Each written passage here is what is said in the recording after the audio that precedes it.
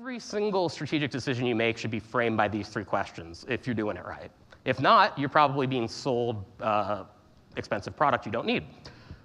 Will this help me make better hires faster? Simple enough. Is this in the best interests of my company? Also simple enough. Can you tie it to the bottom line and mission, vision, values?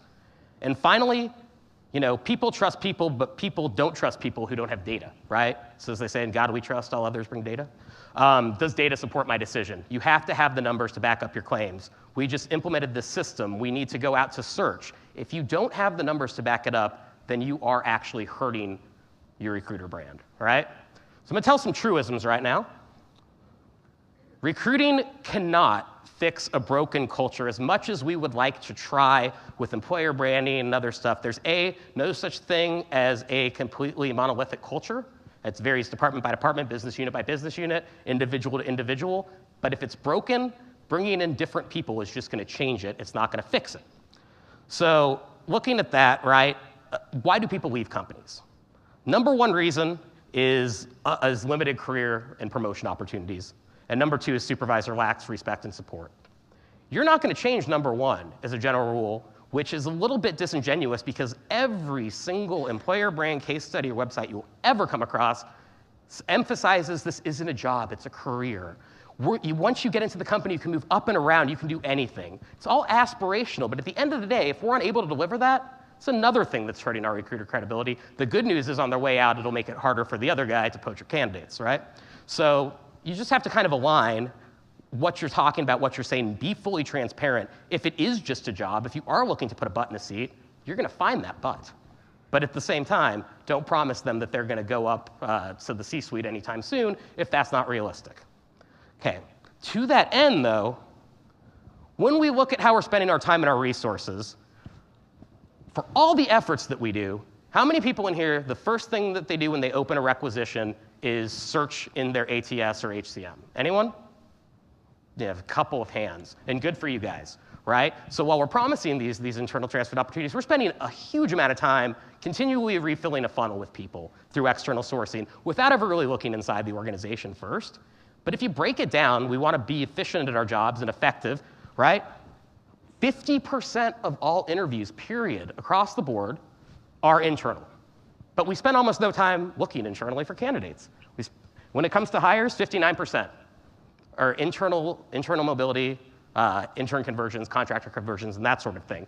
So really, we should not be spending our time looking outside of our organization for our candidates. We should be spending our time figuring out how we can enable the people who we've hired and whose brand we represent and whose careers they're trusting with us to be their concierge and help them maneuver. We'll talk a little bit in a minute about subject matter experts having more credibility than HR, which who doesn't?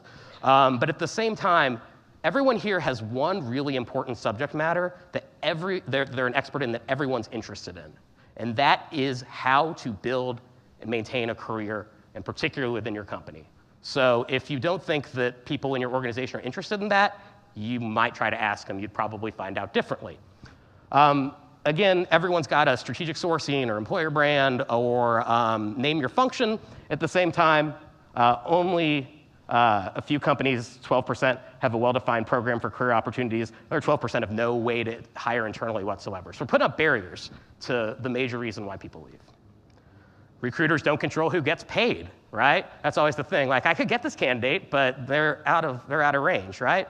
That's comp's fault. But as much as we'd like to say people are, looking for work-life balance or culture fit and all that, the statistics actually prove otherwise. The reason why people turn down job offers, numbers 1 through 3, compensation's too high, accepted an offer from another job, or accepted a counteroffer.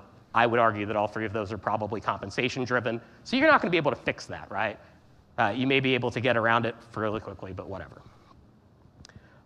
You also can't influence bad tech decisions, which is why a lot of you have painfully terrible ATSs. So again, if the answer is technology, which we like to go to is get to what is the actual question you're trying to answer by that? And if it doesn't involve technology, then it probably involves humanizing the profession, right? So just kind of looking at where that goes, almost none of these critical short failings, according to your CHRO, have anything whatsoever to do with technology, with the exception of integrating systems, but often that is a process issue, okay? Recruiters can't influence bad hiring decisions because we're not the ultimate arbiters of who gets the offer as a general rule. So right now in the US, 3.8 average job tenure. 1 out of every 4 hires, a little bit more than that, fails. Is that your fault? It's the hiring manager's fault? Is it, whose fault is it? Well, that's a pretty high failure rate either way when we look at the cost of a bad hire. And the fact is that 1 out of every $5 you spend is spent backfilling a position. That's a huge, huge amount of things that can be cut out simply by fulfilling your promise. Well, last thing on perception, 80% of recruiters think that they know the jobs that they're recruiting for. A very kind 61% of hiring managers actually agree. So where you're at and where your business needs are might not be aligned. And the one thing I want to just impart before we move on, the only reputation or brand that you ever control is your own. You can be tweeting about how awesome your company is and getting on all social networks and saying, we're the greatest place to work in the world. And then 2 years later, on average, you're going to leave and do the exact same thing for another company. That's going to make you lose credibility really quickly. So the only consistent through brand that you're going to have in your career is you, and you have to be better than the recruiters who we saw earlier, right? Or else you're just another person not worth picking up the phone for. So in the interest of time, moving along, we'll talk about influence. Now, this is a guy named Robert Cialdini, and I'm just stealing his framework. He has a PhD. I have a Bachelor of Fine Arts, so I'm going to trust him on this, right? Here is how you use persuasion, essentially to build influence, which is the capital you need to make it work. Reciprocity. I give you something, you feel obligated to give me something back. It's why every vendor out there actually has tchotchkes or giveaways. Because if I'm giving you the perception that I'm adding value, then you're more likely to do what I say, right? So quickly, reciprocity for recruiters. You can't just ask all the time. You've got to actually add value to get value, right? Pretty simple. Networking works both ways. Do not think just because you're a recruiter with jobs at a cool company that anyone necessarily wants to talk to you, particularly if you're trying to do it via InMail. Just be reliable, provide recognition, show gratitude. If you want to be more visible within your organization and externally, be more visible. You can't just sit behind a desk and blast emails all day. You have to actually be in the trenches and get to know what people are doing, what they want in order to give it to them. Here's my little thing, 6 words to always use in your recruiting career. How can I help? I know, that's like, 6 words never use, and unfortunately we use it a lot. That's not my job, which is why we get siloed so much, right? Second is commitment and consistency. Essentially, that's saying if somebody either agrees verbally or contractually or just writes it down that they're going to do something, you're going to do it, right? That's where SLAs come in handy with hiring managers and where clear lines of communication come in handy with candidates, right? Write it down, say it, do it. Simply, high touch wins over high tech every day. Take the time to personalize the message, or else you're just dialing for dollars, but generally through an email that nobody's going to open. Remember, you're only as good as your last hire, and your last hire is only as good as you. If you say you're going to do something, again, do it. Cannot emphasize that point enough. And that includes calling candidates back to let them know they're not selected if indeed they go through your process.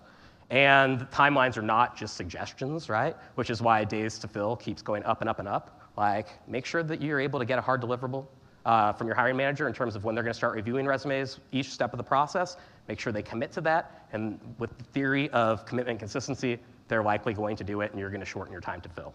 And probably cost per hire, too.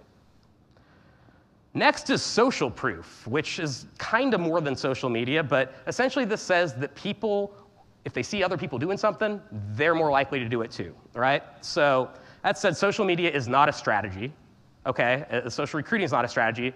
It's a tool, and for our purposes, not a great one. It only is 3% of all hires after 10 years. Again, if you're a recruiter who's just filling orders, you can be replaced. The only thing that can't be replaced is you. So if you're real, if you're cool, and if you have chill, as the kids today say, you'll be good, okay? Also, don't overshare. You're not the greatest in the world. That's called puffery in the advertising world. You're not the best company to work for unless that's been validated by a third party, and there are only a few of those, right? So just be honest, and then make sure, here's the thing, if you are having trouble recruiting people, or you're worried about your culture, or you're worried about your employer brand, or what people are saying on Glassdoor, Indeed, any of the other employee review sites that are out there, here's the thing. Here's how you solve it. It's really easy. It's called treat your people with respect, treat them with dignity, and if possible, pay them what they're worth. And then your employer branding and those issues generally take care of themselves. And they will tell people about it. And if they're happy enough at their work, they're going to refer their friends. As we all know, stay longer, cost less to hire. Authority. Authority says, essentially, that people will listen to somebody who's higher level than them, or perception is that they have power, even if somebody morally objects to what they're being asked to do, as seen in the Stanford prison experiments and the Milgram experiments, right? And we're often asked to do questionable things for hiring managers, and most of the time we do it, right? So for authority for recruiters, here's the thing. You're not in a position of power. It's a candidate-centric market. It's a hiring manager as your customer, so you're the one who ultimately has to satisfy them. You're essentially an intermediary between these two things. So make sure that you remember who your clients are at what point in the process, who your stakeholders are, and make sure that you are not the one trying to wield control, but rather giving them what they want with as much structure as you can impose. Again, be a career subject matter expert. Do not try to tell your employees stories in a way that's going to involve videos with star wipes and all this other stuff, right? They're already talking about your job, the job and in their work. The question is, are you listening to what they have to say? And are you amplifying it rather than building this whole multi-integrated campaign, which even if it's a real employee with a real story, generally tends to strike people as not real, because nobody's like, I love my job as an accountant today. Like, nobody actually says that, right? And I think that they're going to call that on you every time. We also like to be subject matter experts in everything, but here's another 3 important words for you. I don't know. When's the offer going to come? I don't know. That's an acceptable answer. You don't have to dance around it. What's salary going to be? I don't know. Where's the candidates at? I don't know. Generally not the best answer, but you feel free to say it. Scarcity, right? This is the thing that, again, if there is not, it's essentially why you'll have things at a higher price will generally tend to sell better than things at a bargain basement price. And the reason why is because the value of something is perceived as being higher due to relative scarcity. Right now, both recruiters and candidates are actually scarce. This is it. So unemployment's at its lowest level since we started recording. Job tenures at their lowest level since they started recording. That's a lot of churn. Skilled candidates, obviously, still hard to find. And they have choices. So, know this. You're not the only show in town. Focus on the work that can't be automated, right? Because right now, ATS needs to automate that, work with machines, not against them. Add value, and that value is going to be in human interaction. And that is how you build scarcity, again, to work to your favor. It's not I'm having trouble finding good candidates with skills. It's I'm the only person these candidates with skills trust, right? That's creating scarcity. The last one, which I really can't tell you is the most important, and that's likability. People want to work with people they like, which means you need to be yourself at all times. As they would say, do you, boo, okay? I can't tell you what that's like, but I would recommend very much, the most common thing recruiters and whoever say to me is, I wish I could say what you say, which I feel that because I'm basically unemployable and y'all have good jobs, right?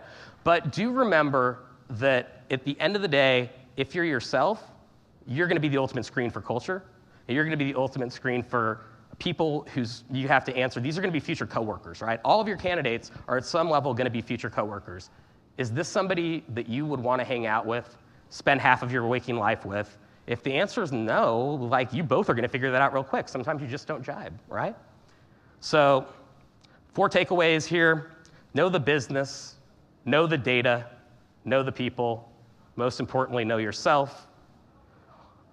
In terms of reinventing your brand, even if you think you're failing, just remember, as Jay-Z is an example, it's never too late. A lot of us now forget that he actually was arrested and charged with racketeering and murder in the first degree in 1997. That is him being led away in handcuffs by the federal government. Fast forward, you have Barack Obama singing his praises. So it's never too late to reinvent your brand, right? Which is Nobody expects you to be where you are today, which is probably the case if you're a recruiter and have a good job and a philosophy degree.